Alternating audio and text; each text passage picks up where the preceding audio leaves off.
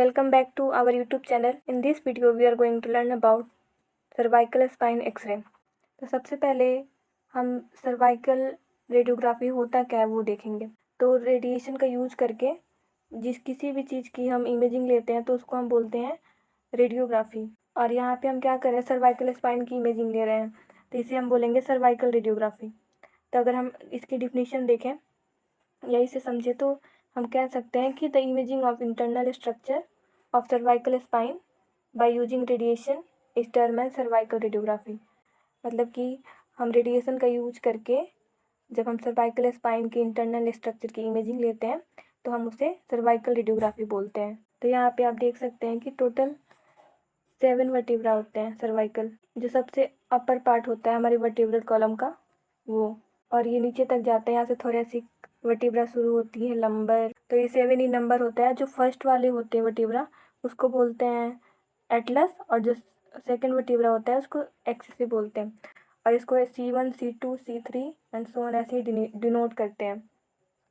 ये स्टार्ट होता है हमारे बेस ऑफ स्कल से और एंड होता है T1, जहाँ पे हमारी क्लेविकल बोन एंड होती है वहाँ पे C7 होता है। ये सर्वाइकल स्पाइन है जो मोस्ट सुपेरियर पार्ट होता है, अपर पोर्शन होता है वर्टिब्रल कॉलम का, और इसमें 7 वर्टिब्राई होते हैं। उसके बाद हम सर्वाइकल स्पाइन की व्यूज देखेंगे कि कितने होते हैं।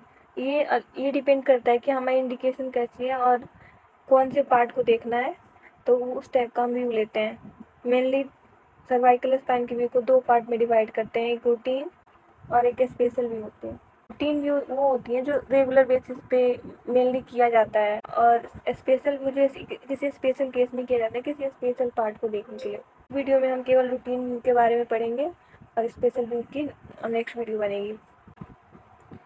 तो हम इसमें देख रहे हैं कि रूटीन व्यू में आएगा AP लेटरल, AP जो कि ओपन माउथ में करते हैं, और एक AP ओपन माउथ है और एक AP एक्सियल है। एक्सियल का मतलब कि हम यहाँ ट्यूब में एंगल दे रहे हैं, जो एक्सी ट्यूब है उसको रोटेट करके हम किसी एंगल में जब सेंटरिंग करते हैं तो उसको एक्सियल कहते हैं। और चौथा है ऑब्लिक। इस वीडियो में हम इस चारों व्यू के बारे में डिटेल में पढ़ेंगे। तो पहला है AP एक्सियल, जो है एक रूटीन व्यू है जिसको हम करते हैं कोई कंप्रेशन फ्रैक्चर हो गया उसको देखने के लिए, या फिर क्लेसोर फ्रैक्चर हो गया उसको देखने के लिए, कोई भी पैथोलॉजी हो गई C3 या C7 वर्टिब्रा के बीच में कोई पैथोलॉजी उसको देखने के लिए। ये सारे इसके इंडिकेशन है कि हम आखिरी व्यू किस लिए करते हैं, आखिर क्या देखने के लिए करते हैं। तो इसमें पहला देखें तो कंप्रेशन फ्रैक्चर है। कंप्रेशन फ्रैक्चर जैसे कि आप यहाँ इमेज में देख रहे हैं कि जब वर्टिब्रा अपर पार्ट या लोअर पार्ट से दोनों तरफ से कंप्रेस होने लगता है, मतलब दबने लगता है, तो उसकी वजह से जो हमारे फ्रैक्चर हो जाती हैं नेक में, तो उसको बोलेंगे कंप्रेशन फ्रैक्चर। उसके बाद है हमारा कंट्राइंडिकेशन, कौन से केस में हम सर्वाइकल स्पाइन की इमेजिंग नहीं करेंगे, सर्वाइकल स्पाइन की एक्सरे करेंगे ही नहीं। तो अगर इनिशियल स्टेज है प्रेगनेंसी की तो उस केस में हम नहीं करेंगे। उसके बाद है patient preparation, confirm patient detail. अगर कोई पेशेंट आया तो उसके नेम एड्रेस मैच करेंगे कि वही पेशेंट है या नहीं, कोई और तो नहीं है। उसके बाद उसकी हिस्ट्री लेंगे कि क्या प्रॉब्लम है, कोई प्रीवियस इंजरी है, ट्रॉमा है, इन सब के बारे में पूछेंगे। उसके बाद से हम पेशेंट को बताएंगे कि आपके साथ क्या होने वाला है, मतलब कैसे कैसे प्रोसीजर होगा और आपको क्या क्या करना है। उसके बाद से अगर पेशेंट कोई ज्वेलरी या कोई मेटालिक ऑब्जेक्ट लॉकेट पहना है हमारे सर्वाइकल स्पाइन के आसपास तो उसको रिमूव करवा देंगे, क्योंकि उसके वजह से हमारे इमेज में आर्टिफैक्ट आ सकता है। हम पेशेंट पोजिशनिंग करेंगे। इसमें अगर हम सर्वाइकल स्पाइन का AP कर रहे हैं तो उसमें क्या होगा कि पेशेंट जो होगा वो इरेक्ट होगा या सुपाइन होगा। अगर पेशेंट स्टैंडिंग पोजीशन में नहीं रह सकता, उसको प्रॉब्लम है, तो उसको सुपाइन टेबल पे भी हम लेटा सकते हैं, अदरवाइज इरेक्ट में करते हैं। और ऐसे ध्यान देना है कि जब हम कॉलिमेशन करेंगे तो जो फोर्थ सर्वाइकल वर्टिब्रा है वो सेंटर में होना चाहिए। उसके बाद से हम पेशेंट को बोलेंगे कि नेक को एक्सटेंड कर लो, यानी कि चिन है उसको एलिवेट करवा देंगे ताकि सर्वाइकल वर्टिब्रा अच्छे से दिखे, कहीं ओवरलैप ना हो। तो पेशेंट को नेक के एक्सटेंड करवा देंगे। और जब हमारे इंफीरियर मैंडिबल है यहाँ, इसकी बॉडी और हमारे जो ऑसिपिटल बोन है उसके वो वहाँ की जो लाइन ज्वाइन करती है वो क्या होनी चाहिए, परपेंडिकुलर बननी चाहिए हमारे इमेज रिसेप्टर पे। उसके बाद से ये पोजिशनिंग जब हो जाएगी पेशेंट की तो हम सेंटरिंग करेंगे। जो हमारा एक्सरे ट्यूब होता है तो उसमें सेंटरिंग कॉलिमेशन के पास ये लाइन बनती है, एक हॉरिजॉन्टल और एक वर्टिकल। तो ये जो बीच में स्पेस आता है यहाँ पे, तो ये वाली जो क्रॉस हो रही है वो कहाँ पे रहेगी, उसी को सेंटरिंग बोलेंगे। तो हम सेंटरिंग इसकी कहाँ करते हैं, C4 पे। यहाँ पे देख सकते हैं कि बीच में जो आएगा यहाँ पे करते हैं और 15 डिग्री एंगल देते हैं। उससे पहले बताया गया कि एक्सियल है, पी एक्सियल, यानी कि इसमें ट्यूब को एंगल दिया जाएगा। तो 15 डिग्री एंगल दिया और C4 पे दिए।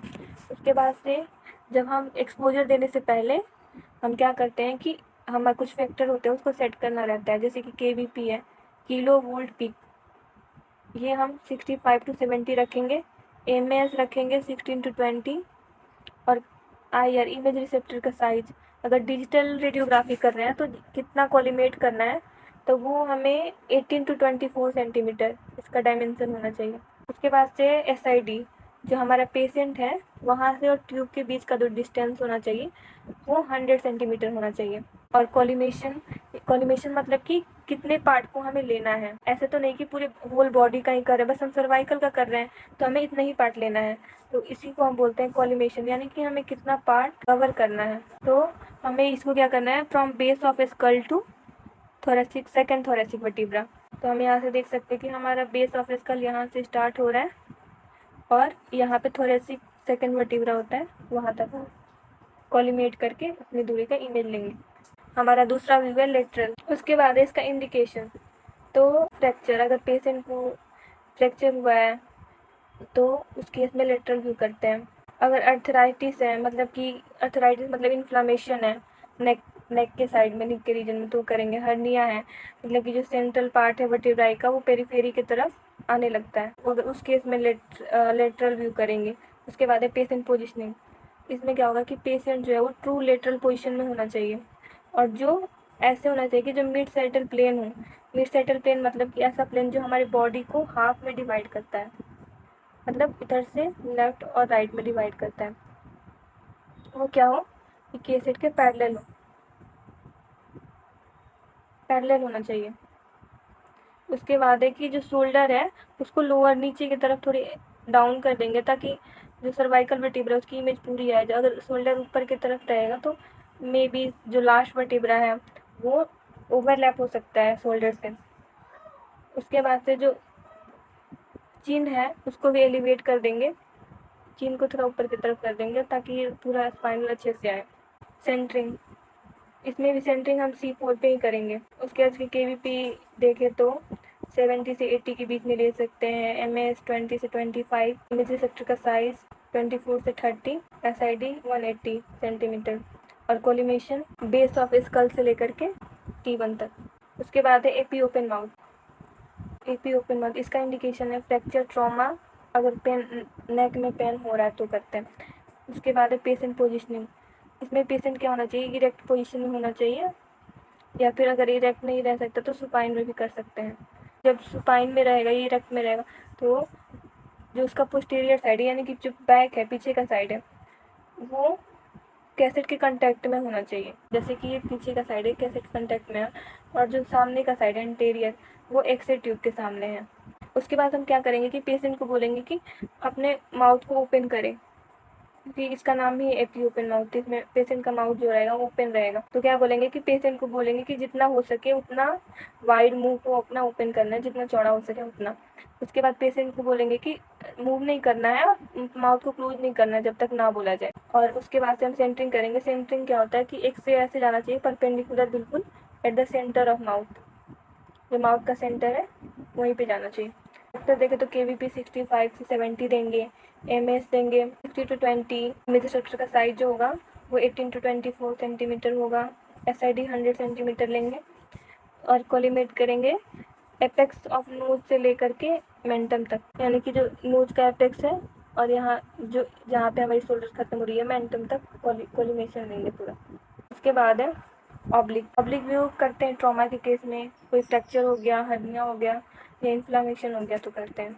इसे पोजिशनिंग करते हैं कि पेशेंट को तो इरेक्ट पोजीशन में रखते हैं और बोलेंगे कि पेशेंट को कि 25 डिग्री टर्न कर देंगे उसके बॉडी को और हेड को, जैसे कि इमेज में हम देख सकते हैं कि पेशेंट सीधा नहीं खड़ा होकर के थोड़े से एलिवेट हुआ है। जो IR मतलब इमेज रिसेप्टर और पेशेंट के बीच में जो एंगल बन रहा है वो 45 डिग्री का बन रहा है। और उसके बाद से अगर हम इंटीरियर ऑब्लिक कर रहे हैं तो जो इंटीरियर साइड होगा वो कांटेक्ट में होगा इमेज रिसेप्टर के। और अगर हम पोस्टीरियर ऑब्लिक कर रहे हैं तो पोस्टीरियर साइड जो होगा वो कांटेक्ट में होगा इमेज रिसेप्टर के।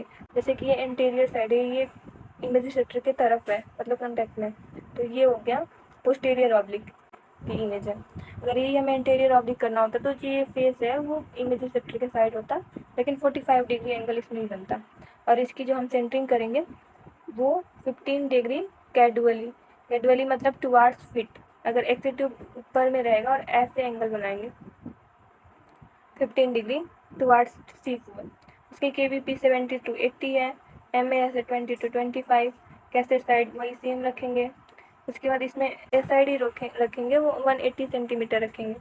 और कोलिमेशन करेंगे इंटायर सर्वाइकल वर्टिब्रा, यानी पूरे नेक पे हमारे सर्वाइकल वर्टिब्रा प्रेजेंट होती है। इसे हमने पूरी इसकी लोकेशन पहले देखी थी। आज के लिए इतना ही। Thank you so much.